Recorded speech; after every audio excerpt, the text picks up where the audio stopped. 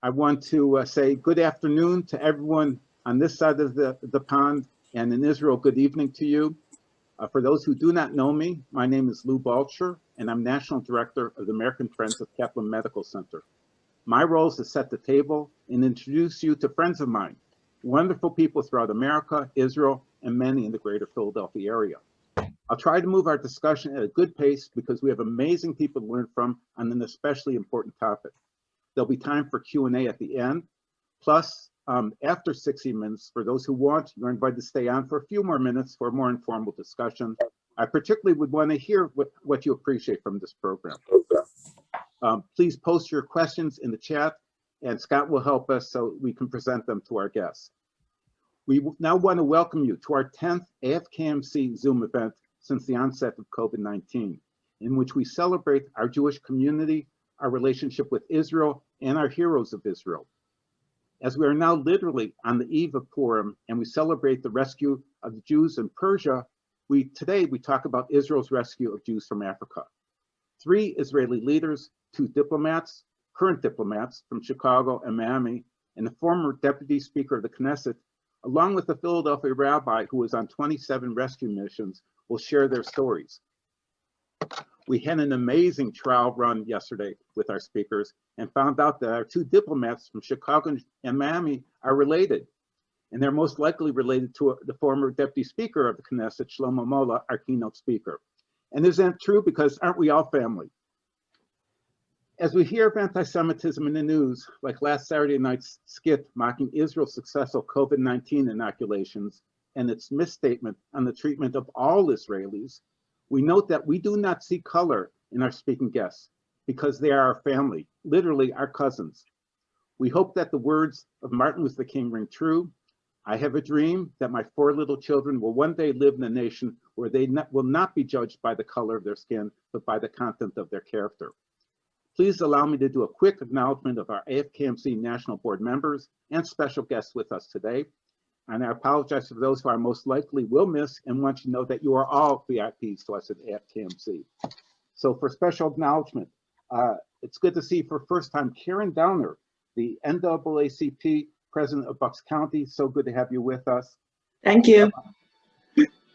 Rabbi Deborah Bowen, our good friend from Congregation Teferet Beth El, who actually our former ambassador Michael Oren gave his hechsher to their black synagogue. Bill Sutter from Friends of Israel Ministries, a very close friend.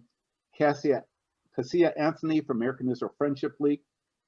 Howard Cohen and Carrie Aptis from the Bucks County Kehillah. David Hyman, I saw him on the list, from AJC Philadelphia and a score of other Jewish organizations. Beth Raisin, a longtime professional friend with the Jewish Federation of Greater Philadelphia. Mike Alexander, another good friend from the New York Israel Mission. Ilan Carr said he might be here. I haven't seen him yet, but he's the former AEPI International Director and Emissary for Global Anti-Semitism, who was one of our speakers in December, who actually changed his flight in December so he could do our Zoom. That was our Hanukkah miracle. Also, Karen Shoemaker, who organized our AFKMC shoe collection campaign. I mentioned to friends before you guys came on, but Steve Schimmel is a close friend who's the Jewish Federation Director in Central Massachusetts, who I loved introducing him in the past as the youngest Jewish Federation Director in America. Most likely he's not that still, but Steve, it's great to see you. And Randy Flager, it's so good to have you with us, a staunch leader of Bucks County Jewish community. So if anyone waves, and our board members, we have Jerome Baxley from Alabama. We have Rabbi Scott Hoffman from Baltimore, Elliot Weinstein from York, Heidi Kurzer-Daroff from New York, Bob Schwartz from Chicago, who we're very thankful because Ariella from the Chicago Consulate is with us through him and through Kasa. So again, I apologize for whoever I might have missed. And without further ado, let me introduce you to an amazing person who walked his way from Ethiopia to Israel. We're going to hear his story of successful businessman, but former speaker, deputy speaker of the Knesset, Shlomo Molla. So Shlomo, the floor is yours. Thank you very much, Lou, and all my friends, and people who know.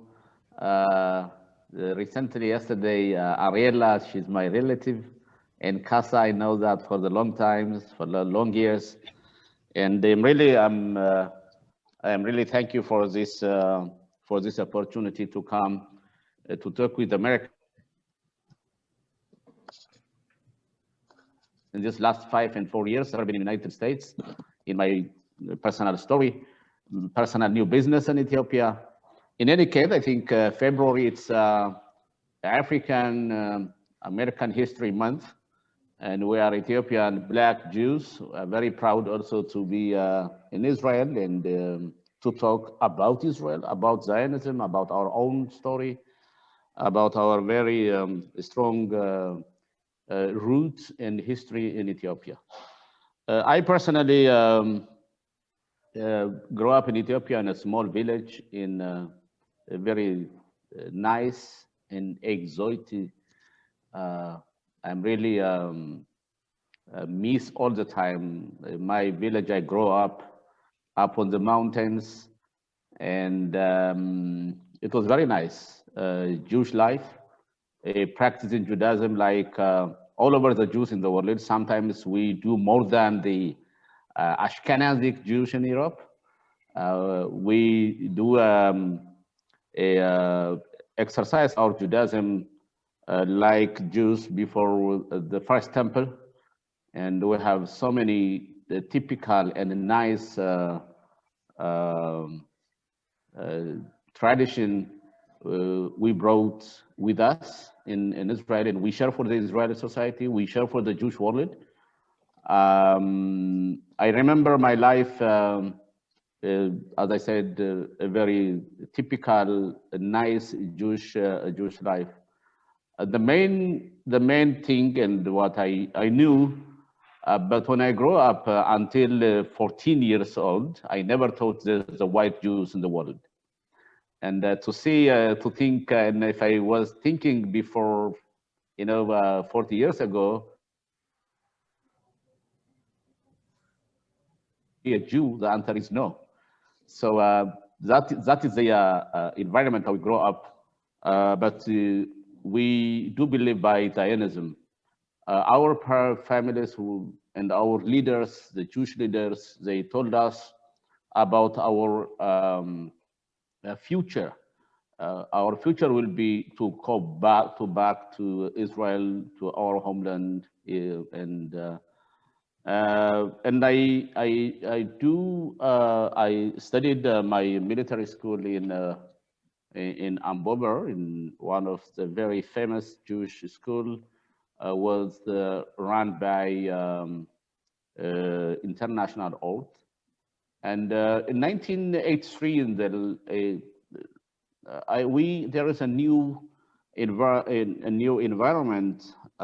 We heard about the Jews from the Tigray region. They gone to Israel by walk. And in my village, in my school, some group of 16 and 17 young teenagers, age of 16 and 17, we decided to walk to Israel by hope to come home to Israel. That like Exodus, just to walk from our village to Sudan, from Sudan to come to Egypt, from Egypt to cross the desert, like Exodus, and to come to Israel. That was our plan. No one is guaranteed for us we can make it, but we know that it's very risky. But in the age of 16, I and my friends, we decided to walk. And approximately we walked about 780 kilometers through the jungles, through the desert, no water. It was very, very difficult to walk. Through the only with the snakes, lions, robbers, and the drought, no water. It was very, very difficult. I was very lucky, even we captured by robbers and we get some problem. When we come inside Sudan in the border called Tiha, the Sudanese, they show us, and they shoot and they kill my friend. And they put us in prison for a few weeks. It was very difficult. I remember someday I was saying why it is so difficult, why we came here. And another thing, we dreamed to come to Israel. We said, we are Jews, we have to struggle to go home. And after some weeks in prison, after we tortured and some difficulties, we got freedom. They gave us to go out. They brought some trucks. That was my first time to be on the truck. And they brought us to the refugee camp called the Gadarif. In the Gadarif refugee camp, we met some Israeli intelligent people. One of them, his name is Daniel Limor. I think one of the very nice, activate person was Ariella's aunt. He was one of the phenomenal person, by the way. He was involving strongly to rescue people in danger. And I don't know him. His name is Gedam. I know him in Israel, but I don't know him in Ethiopia. And one night, they took us by truck, Friday night.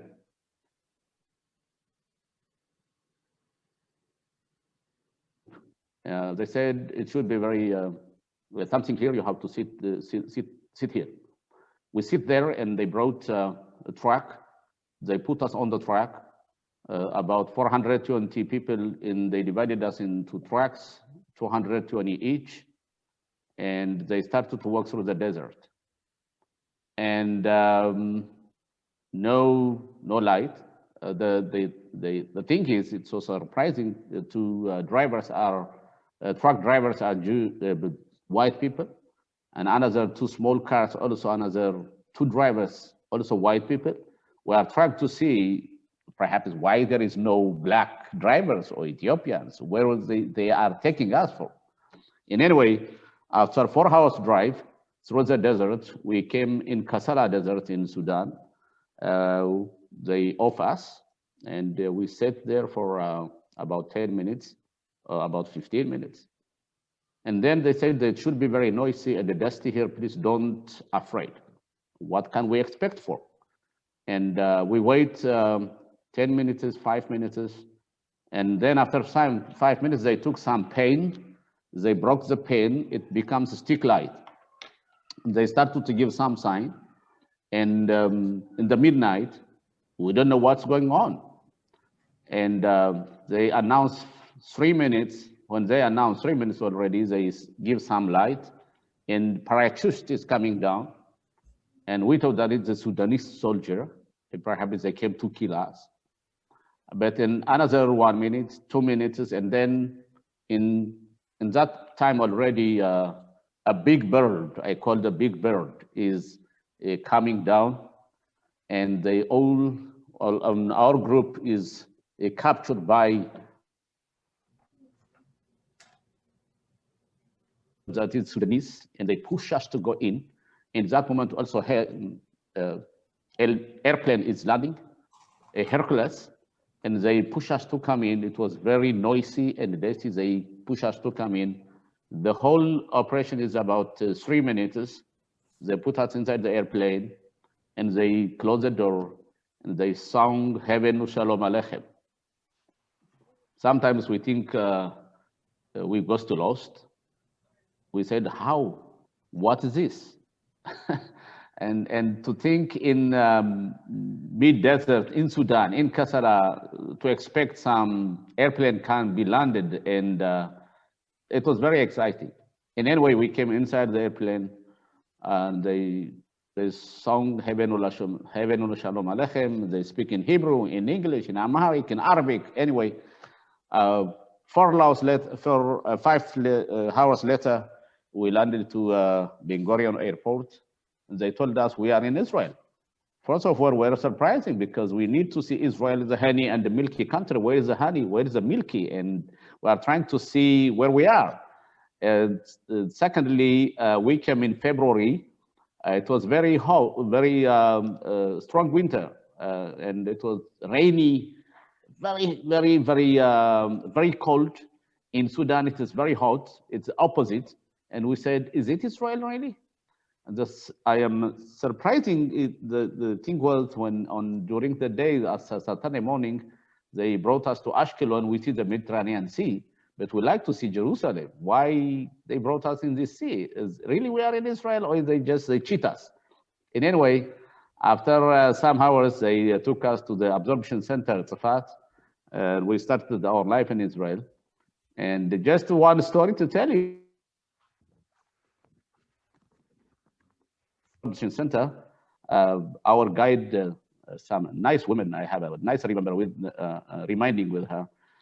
Her name is Shira. She who brought us to come to the room. We don't know what is a modern house looks like. And then she put us to the elevator, and she pushed number 5, and she gone back. And the thing is, all my 6 friends, we came inside the elevator, and we toured inside the elevator about 5 or 10 minutes.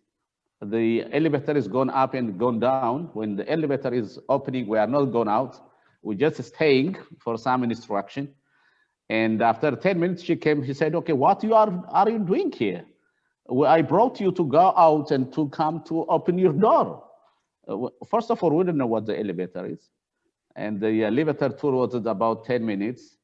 And after 10 minutes, she came back and she took us to our absorption center room in Tifat. And she opened the door, and there is another 2 bedrooms and 1 salon. And we are sitting in the salon. We don't know there is a toilet and bathroom and nothing. We sit, all of us, in 1 bed, all my groups. And when she came back in the morning also, we are still in the salon, even we didn't know there is some rooms in. And anyway, that is the life that we start in Israel. And the surprising part of this story is 10 days after that, some Orthodox rabbi came and they said, "No, all you very welcome, Black Ethiopians, but we don't believe you are seeing some conversion." One conversion for what? And we said, "We think there is no white Jews. Why you come to us to say you, the Black Jews, you are not enough Jews? We do hundreds of kilometers by walk to come for our home to Israel. And you come and say for us, you are not enough Jews?" We said, "No, we need to wait for our leaders to come to Israel and to struggle our life. You have to, all of you have to see, I am the age of 16 and a half. And my whole family is left in Ethiopia. It was very difficult.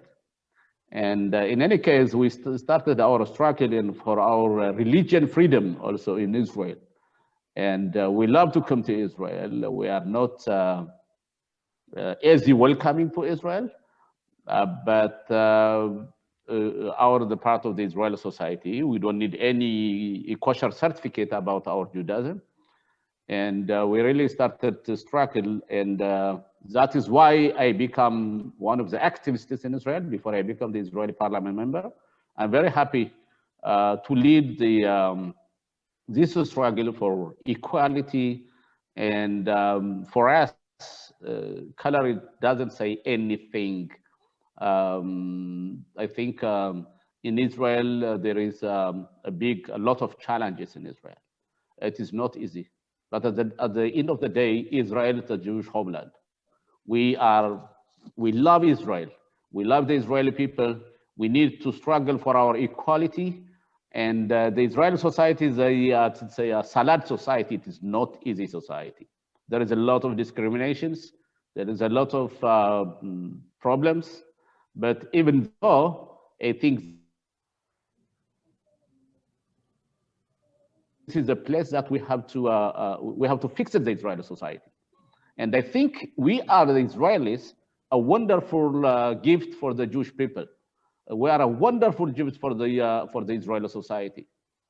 We brought, I think, a very tremendous and amazing new Zionism story, and we share our history of this 2,500 years history, and we share Africanism also, and we share also our speciality. And I think at this point, I like to stop, and but to say one very important thing. I think our dream become the reality because of the American Jews. The American Jews struggle for us. The American Jews are struggling for Israel. The American Jews are struggling for freedom, for equality. And I think at the end of the day, we are one people. We have a lot of differences. I think at the end of the day, we are one people. American Jews are investing a lot to absorb the Ethiopian society. They spend a lot of time, a lot of like Lou and the other the federation leaders that I know personally. I think you are very, very, it's the time to say thank you. And my personal experience in the Israeli politics, I'll state that for another stage. The Israeli society, the Israeli politics, it's not easy politics. It is not easy life. But at the end of the day, I become the second Israeli parliament member. I have been the deputy of the Israeli parliament when Reuven, our president, was the chairman of the parliament. I am just to close my personal story. I married. I have 4 children. My first daughter, she's serving in the Israeli military, one of the elite military. It's called Modi'in, 8200, one of the best. And she's planning also not only to serve as an officer, she's planning to go to the university. The rest 3 children are doing well in Israel. And my family came to Israel also by Operation Solomon, sorry. My father and my mother, they are still alive. And I have 9 brothers and 2 sisters, about more than 15 nephews and nieces, and we are a very happy family. So thank you for hearing me. I think it's a wonderful opportunity when I invited to come to speak in the February Black African History Month.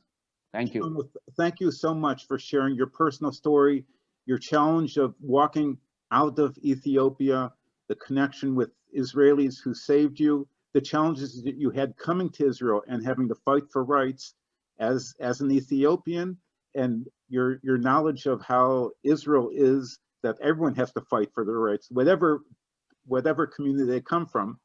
And thank you also for recognizing the American Jewish community for its support of your struggles of Ethiopian Jewish equality in Israel. And we'll have some questions for you later on. Allow me, before I introduce our next Ethiopian diplomatic guest, I do want to say a big thank you to Carol in Miami and Isamar in Chicago, because without you guys, our diplomats would not be able to do the wonderful work that they do. And I also have to thank again Scott, our web whiz here with American Friends of Catholic Medical Center, and Jill, our administrative coordinator, to keep us going straight. So with that, I want to do a very special thank you. We had a lovely talk last week. I had to meet a beautiful, beautiful woman who, if she wasn't working for the Consulate General, she would probably be on the movie screen as an Israeli model. Ariella Rada is the Consul for Economic and Community Affairs. Let's hear your story. Okay, Ariella. Thank you so much, Lou. I just want to start by thanking you for organizing this amazing program and for inviting me. And I do also want to thank all the audience for finding the time to join us on this very special day. I do have a lot of things that I relate to what Shlomo said. It reminds me a lot of my family story. It was also the same period of time, the kind of like very similar story. So I'll start by just telling like few sentences about myself, and then I'll love to share my story with all of you. So I am the consul for economic and community affairs at the consulate in Chicago. We at the consulate here, we cover 9 states around the Midwest. We cover almost 20% of the United States. And I'll love to share with you a little bit about what I do here. But first, let's go to my story. So my story begins at 1984. I was 3 years old. Unfortunately, and that's the reason why I'm so jealous of Shlomo, because he remembers his journey, he remembers all the most important things. But I was lucky enough to have a mother that her most priority and important thing was that we will remember our roots, where we came from, our past, our origins. And she always used to say that a person that does not know his past won't know his future. So she made sure to tell us all the time about the journey, about things that she knew that I don't possibly remember because I was 3 years old. But every Passover, she told me and my sisters the story of their exodus. And every other day, she told us about life, Judaism, how they maintained their Judaism, how important it was for them to maintain their Judaism, how they dreamt for, since they were just like born, they always heard about Jerusalem and the homeland and the fact that one day they will make it to Israel.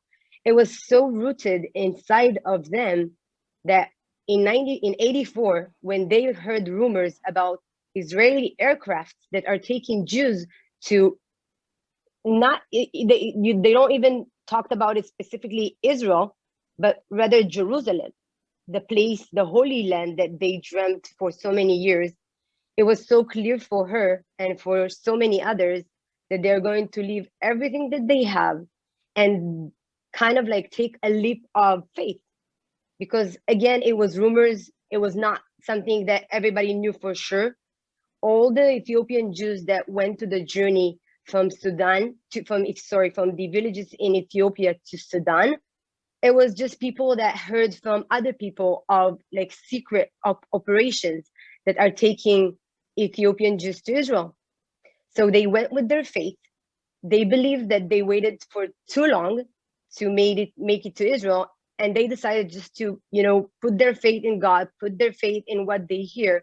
And they went to a very, very difficult journey. That journey, as Shlomo said, is a journey. It's a very difficult journey of people that lost their lives from hunger and starvation and diseases, and robbers that heard about, Jews that are walking, carrying everything that they have on their body. It's people that walked by foot for weeks when they needed to go to sleep in the middle of the day so they won't be discovered, and walk in the night.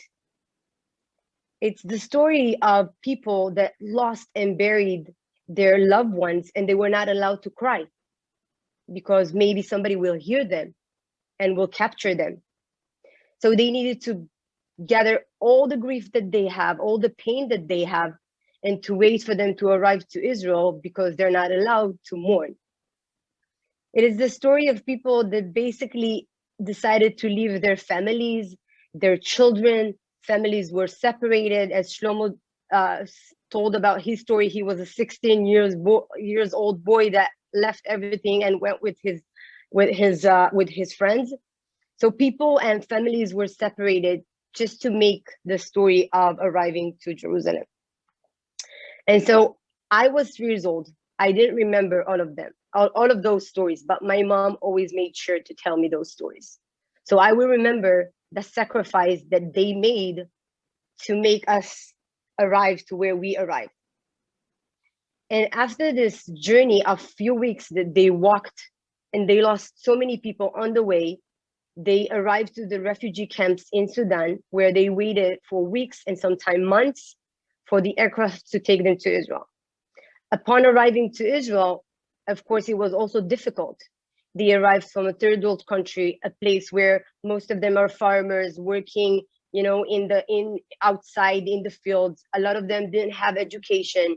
To come to a place that is very advanced, very technological, you know, advanced, and they don't speak the language, they don't speak Hebrew, they have a different color, skin color. And this is also one of the things that I really relate to. Shlomo said that they thought that all the Jews are black before they arrived to Israel. So me as a child, a small child, I was really like asking a lot of questions. I was very inquisitive. So I used to ask my mother a lot of questions growing up because I wanted to hear about her story. I wanted to hear about her experience. So one time I asked her, I think I was like 8. I asked her, so what was the thing that surprised you the most when you arrived to Israel? Was it like the language? Was it like the fact that it's like very advanced? What was it? And the first thing that she told me was the thing that shocked me the most is the fact that we found out that there is white Jews. They believe that all the Jews in the world are black because they were so busy in maintaining their Judaism. They were closed in their villages trying to keep their Judaism, that they thought that all the Jews around the world, they didn't have also a connection, relationship with other Jews in the world.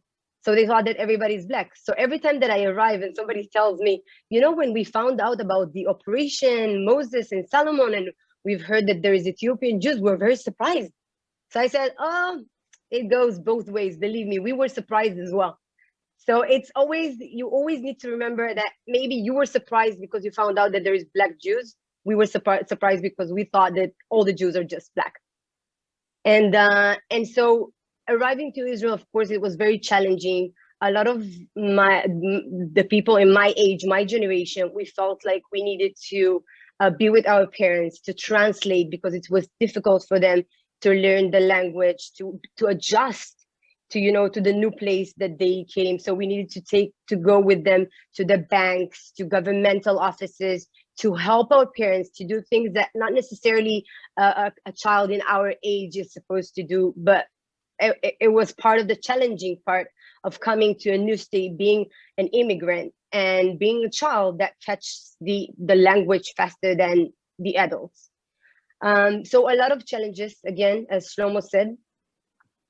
But for me, growing up in a family that I was always told about how Zionist we were in Ethiopia, how the Jewish Ethiopian, you know, community sacrificed for more than 2,000 years, and they did everything in their power to maintain their Judaism, even if it cost them a lot. And the fact that I grew up hearing about those stories, about how important it was, how central it was in their heritage, in their culture, I decided that one of the things that I want to do is represent the Jewish state, the Jewish people. I always say that I am a representative of the state of Israel because I was sent by Israel, but I always feel like I'm representing so much more. I'm representing the Jewish people around the world. Because in Ethiopia, my ancestors, they were Jews. They were not Israelis. They became Israelis just much later. And of course, you know, growing up in Israel, it was not easy. You can see, you know, different acts of racism here and there, and a lot of challenges and things that, you know, you need to kind of like confront as a society. But then I opened the media and I saw the coverage about Israel, and it was so biased. It was so wrong. It was so not true. And it made me feel like, beside the fact that I want to represent, you know, the Jewish people, I also want to represent Israel, to show the world that, yes, we are a society, that we have our own challenges, our own difficulties and things that we need to solve, but it's not nearly close to how they show it in the media. And that's the reason why I chose to be a diplomat, and to show a better side of Israel, the side that maybe other people don't see, the side that also, you know, lives along with the struggles, challenges, but also the positive ways, the positive things that you can see about, you know, the melting pot, that diversity exists in Israel, the different foods, the different cultures that exist there. And And so all of this actually drove me to where I am today. And now, before, when I started my road as a diplomat, I was posted in Peru for 2 years, Lima, Peru, where I learned Spanish. It was a great experience for me. And then almost 3 years ago, I moved to Chicago, and now I'm handling everything in terms of economic growth, connecting communities and companies, projects, just enhancing the relationship between Israel and the Midwest. And I'll stop here because we, as diplomats, we love to speak. And if you will leave it to us, we'll speak the whole day.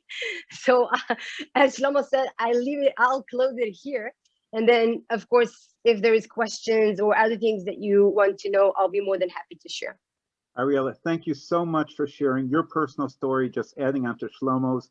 And we'll get to Kasa in a moment. But of all the wonderful people who came here, I do have to recognize Sharon Schmidt from Magen David Adom, a very close friend. I'm so glad she was able to join us among many different organizations that are represented on our call today.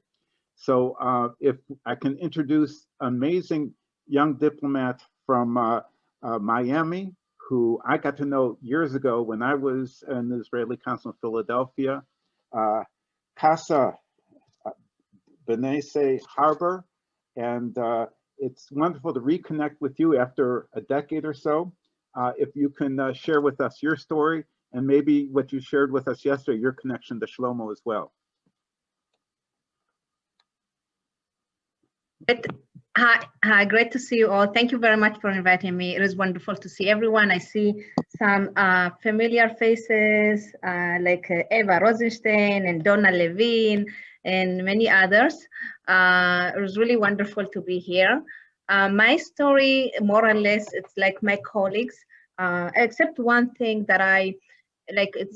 As for us, the name Jew was not that familiar. We were Beta Israel, which means we are part of the home of Israel, mind you. We used to be 12 tribes, and we are from the tribe of Dan. So the name, for me personally, the name of Jew, the name Jew itself came, I've learned it when I arrived to Israel. What does that mean, Jew? I am Beta Israel, when people part of Beit of Israel, part of the 12 tribes.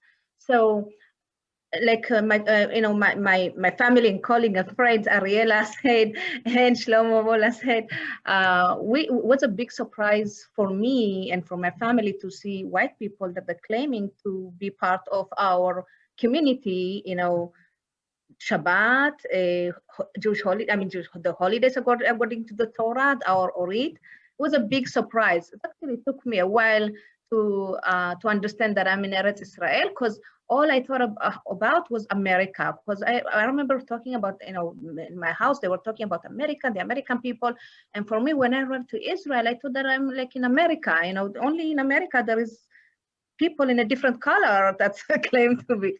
So it was a huge surprise for me. I arrived late in 1991, in January 1991. When I arrived to Israel, was in the mid of, towards the end of the Gulf War. And when we arrived to Israel, it was like, welcome to Israel, here's your gas mask. So, so it was very interesting time to arrive. Like my grandfather in Ethiopia, we, of course, our dream was to come to Jerusalem. From early age, was to, your home is Jerusalem. And my grandfather used to write books, God bless his memory. And we preserve everything. In fact, my grandfather actually, he was a Natur Karta. He was against making Aliyah or going to Israel because he said, God didn't say so. This is not the time. A lot of people will die on the way. He was so against it. We were the last people to stay in our village. And then only when the village started to be, to empty, then he said, okay, we can stay alone. Then we came through from the village around Gondar. We came to Addis Ababa, and from Addis Ababa, we came to Israel. So that was very interesting. So my story, I did the regular path, the typical path of every Israeli, young Israeli finishing high school, going to the army. After my army service, I went to Camp Ramah in the Poconos to teach Hebrew. So I was part of the Mishlachat. It was an amazing experience for me to learn about the American Jewry, And like Shlomo Molla said, you know, you guys are part of it, and I have learned so much. Your great contribution for, you know, for us. You know, you guys taught us more. What does that mean? Kol Israel Aravin Zelezeh, where all Israel, we are responsible for each other. After Camp Rama, I loved it so much. It was so amazing. It's totally changed my life. I kept returning to camp for almost 10 years, and part of it in Israel and part of it in the Ramah Poconos. And after I finished my university degree, I went to the Ohio State University to be an Israel Fellow, IO. I'm a Buckeye by marriage, by the way. That's where I met my Bsheret, and he made Aliyah.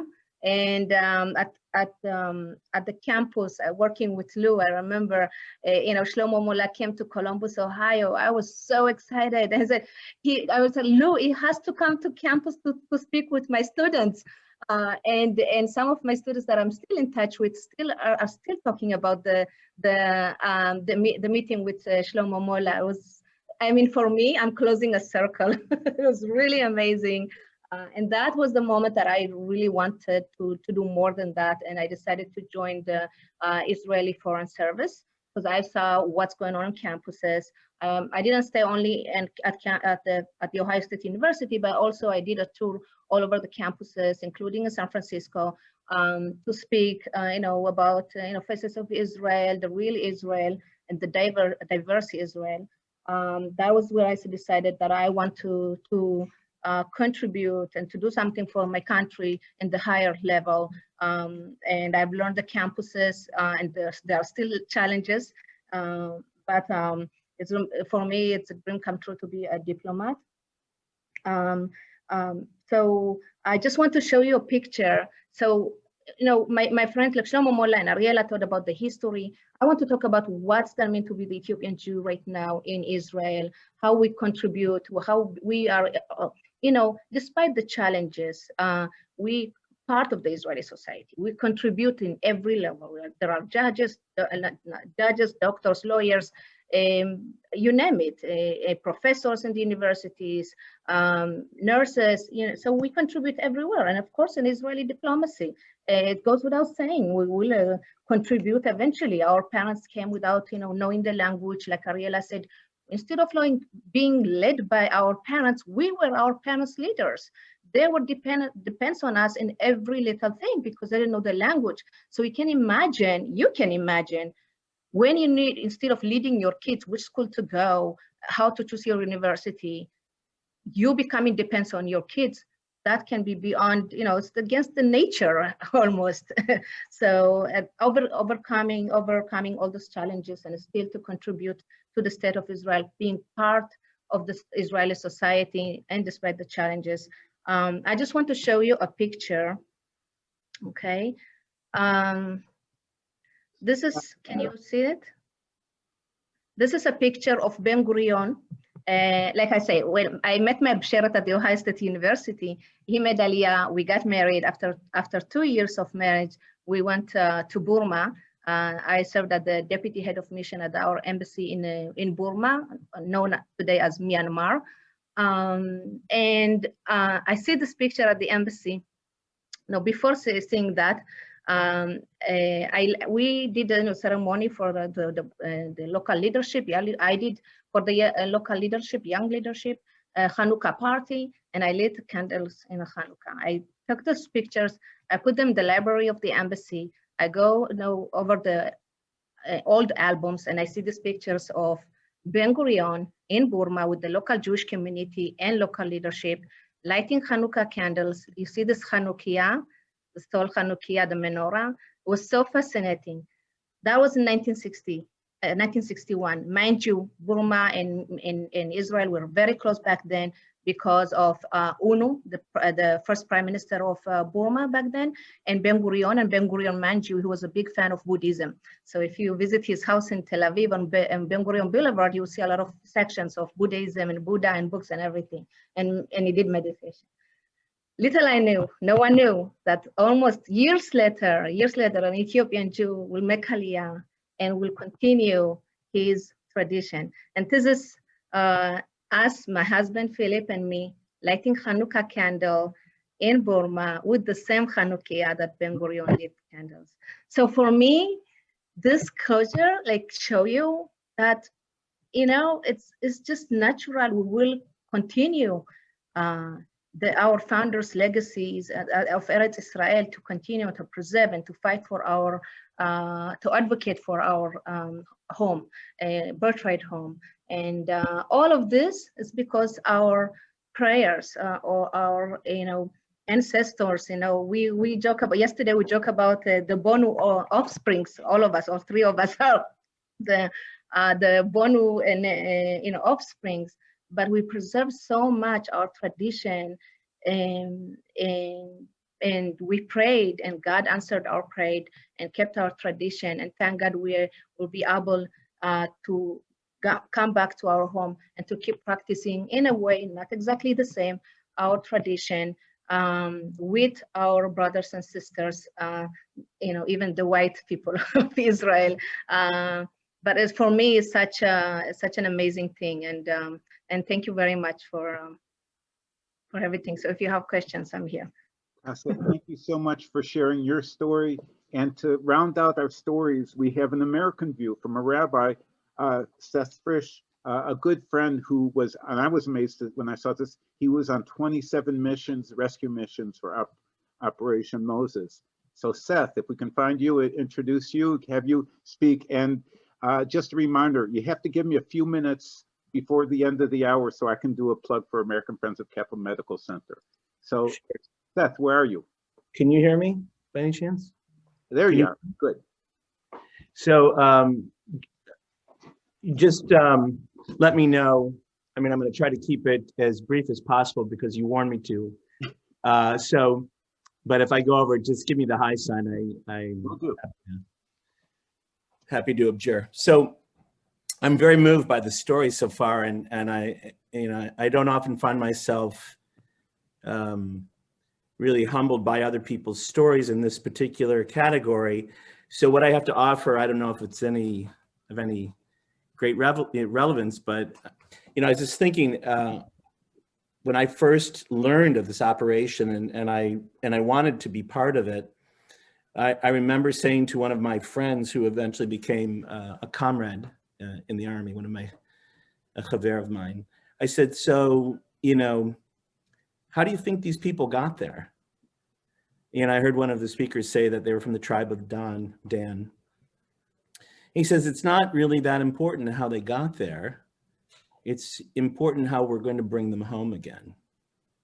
And, you know, if you think that you can do this, then there's not a lot of people who want to really volunteer, so we could use you. So I said, okay. And I had spent a lot of time in Northeast Africa, so I knew enough of the terrain.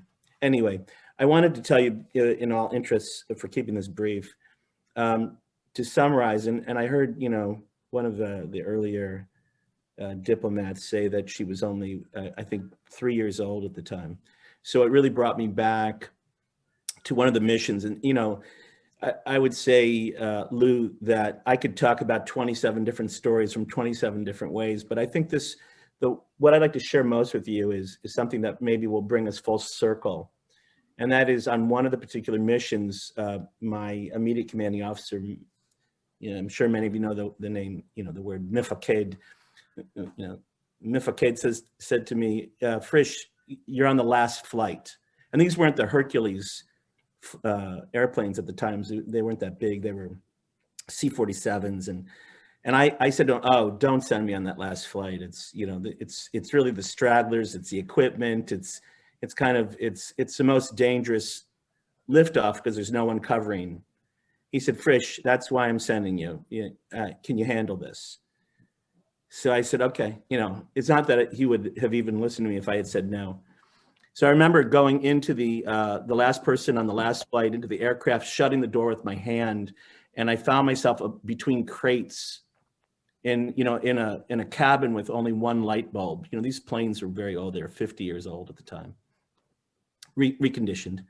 and I was on the floor. You know, there was only space for me on the floor. There were no seats, obviously, and there were crates around. And I found myself sharing a very small space with a woman who, when my eyes adjusted with the one light, I realized not only that she was pregnant, but she was, as far as I could tell, she was going into labor. And I remember thinking what my father had once said to me not long before I left for Israel. He said, look, whatever you do there, no heroics, just do your job and then come home again. And so I thought about this, and you know, of course, I recognized that I knew very little about what was necessary at the time. And the plane began to lift off, and I said to this woman, "Are you?" And I had a limited vocabulary in Amharic and more so in Arabic, but I said to her, "Are you?" I said, "Are you with child?" Yeah, and she's, you know, she looked at me in kind of a very almost a mournful look, and she, you know, and she almost said the American equivalent of "duh." And I said to her, "Do you need help?" And she kind of nodded. So I yelled over the crates. At the time, there was 2 other soldiers on flight. There was a chavesh, and I said, "Chavesh, ish po isha be'harayon ve'od mat toled." And there was silence amongst all the people there, at least the ones who could speak Hebrew. And then all of a sudden I heard out of the back, you know, from the very back of the plane, he said, "Frisch, al tidag, ani gid lecha bidyuk ma lasot," which is exactly what I did not want to hear. For our English speakers, he basically said in a very Israeli style, when I said, you know, there's a pregnant woman, she's going to give birth momentarily, he said, "Don't worry, Frisch, I'll tell you exactly what to do." And, you know, again, I was a little bit panicked, and I'm kind of reliving it while I'm telling you this right now. So he said to me, "Frisch, ozim miyad miyad." So I said to her, "Ilan, you know, is it now? Ilan," just Sudanese. And she said, "Yeah, yes, it's Ilan." And so, you know, I didn't have time to boil water or to get swaddling cloths. There was, you know, nothing like that at all. So I tried to remember every movie that I ever saw that had any information about this, you know, in my mind, which I really could draw upon nothing, really nothing except, you know, some sense of just what my father said, you know, no heroics, just come home again. And so her lap was literally on my lap. That's how much space we had. And I don't think I'm exaggerating to make a point here. And the baby did crown, and I did manage to assist, you know, helping this baby come out into the world. And when this baby emerged, you can just imagine the panic. I was a very young man. I think I was almost 20 at the time. And I looked around trying to figure out where to put this baby. And so I said to the chavesh, where should I put it? He said, well, put it on top of the mother where the baby was. He said, what? He said, what is it, a male? Is it a boy or a girl? I said, I can't see. There's no light here. And so I put the baby down. And I said, what do I do now? There's the umbilical cord. And he said, well, do you have anything to tie? I said, no, what are you talking about? No one equipped me to be, you know, a delivering doctor here. And so he said, well, don't you have clips for your smoke grenades, you know? Wow. So I let the clips drop to, I let the grenades drop to the floor. It's a metal floor. They were rolling around, you know. We were maybe 30 meters over the ground at this time. We're flying low. And I clipped the umbilical cord near, you know, obviously near the baby's tummy and near the mother and in the middle. And I said, well, what do I do now? So I said, you told me exactly what to do. He said, well, cut the cord. Cut the cord, Frisch. And I said, with what? He said, well, use your bayonet. You know, don't you have a, you know, or your knife? So I did do that. And completely freaked out, I might add. And I made sure that the baby was resting as best I could. I clipped it appropriately, and And then, we had another hour till we had the second landing zone to be repacked in other airplanes. And so I said to this woman, how do you feel? What else could I say? How do you feel? I might have meant that medically, but Lou, I want you to know that I probably was talking to myself, but she said, we're going home. That's how I feel. We're going home. And she said to me, she looked at me, I'm sure I was, thank God there was no light, because she would have seen a completely freaked out person, talking to her. She said, I have a baby and we are going home and we're free. We're free. Home. Seth, it's such a wonderful story to end our session on. Well, wait, Lou, I just want to say one thing. Okay. When I arrived home the following morning, I went to bed that night in my Madim, and without taking it off, I was so exhausted. And in the morning, the phone rang, and I picked up the phone, and it was Mifaked, and he said, Frisch? I said, yes. He goes, Mazal Tov, yesh lecha ben. Habrit, tiyesh od shmona yamim. So I said, okay, Mazel Tov, thanks. Anyway, that was the good news. That was Thank you for that beautiful story. In the ending, you said where the Mifaked said, Frisch. Mazel Tov, you're now a father. You have a son. Okay. Listen, you ended the official program with a beautiful, beautiful story. I need to give a word from the sponsor. This is brought to you by American Friends of Kaplan Medical Center. I want to say a special thank you to Shlomo, to Ariella, Kasa, Seth, and of course, Jill and Scott and Carol and Isamar for your help making this possible. We'll stay on for a few minutes after. I need to tell people, and it's appropriate that you ended the story with life-giving services that you gave, Seth, because it's sponsored by American Friends of Kaplan Medical Center. And most Americans don't know that there's a major hospital in the center of Israel between Jerusalem and Tel Aviv, which serves more than 1 million Israelis, 11% of the 9 million Israelis served by this one hospital. 3 strategic values, one being that it's in the center of the country and serves that many Israelis. Number 2, a strategic defense. When missiles come or other great emergencies, that hospital is there, not just for day-to-day, but for special emergencies. And third, as I found out at an IAC conference where I met a member, an officer, operations officer from the elite 669 unit, that the Israeli Air Force base that goes overseas is just a few miles away from the hospital. So the doctors at Kaplan have to be ready 24/7 for international overseas missions with Unit 669. So this just gives us a chance to put that in your head that there is this major hospital in Israel.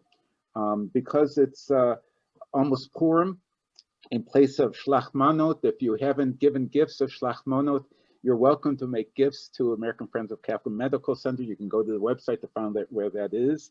And again, thank you so much for Shlomo, for Ariella, for Kasa, and for Seth, for your wonderful stories. I will stay on for, we're at now 3 o'clock. Anyone who needs to leave can leave, and I'll stay on. Whoever wants to stay on, the official part of the program is over, and we'll entertain questions and informal talking at this point. Thank you so much, all of you. Thank you. It was great. Thank you. It was wonderful. Thank you so much, Lou. It was amazing. Thank you. Thank you. Well, you've made it amazing. You and your colleagues have made this amazing. Thanks so much. Thank you very much for all. If you have some questions, perhaps I can answer, but if not, I have to leave. Or you need me to stay, just tell me what to do. If anyone has questions and you need to leave or other speakers need to leave, they can send them to me. And I will forward them and we can get their questions answered, okay? Okay, yes. Wonderful. Again, thank you so much. Boy, it brings back memories a decade ago when you toured the States and I had the honor of bringing you to a few of the places that you went to. And reconnecting with Kasa. Thank you very much. Yeah, thank you, Lou. And Shlomo and Kasa was absolutely an honor to be with you in the same panel. Beta 7 and Exactly. Shlomo, Anna Saganalahu. I'm a second. Thank you. Intermida. Thank you. Thank you. Thank you very much. Thank you. I won't use my Amharic because then you will make fun of my accent. So that's what my mom always do. Exactly. I speak Amharic, by the way, but I just have an Israeli accent. So No, you know, Ariella, when I would speak Amharic, people would laugh. They thought, oh, that's the silliest thing. This, you know, this white kid from Illinois. I actually from where you are. I'm black, I'm Ethiopian, and they made fun of my accent all the time, so don't feel bad. Oh, I didn't feel bad. I just thank you very much. It's like my whole family is making fun of me. That's okay. Yo. Okay, thank you so much, friends. Thank you. Shlomo, Thank you. Yeah. And we heard yesterday that Kasa and Ariella are actual cousins, right? Yep. We have Kasa's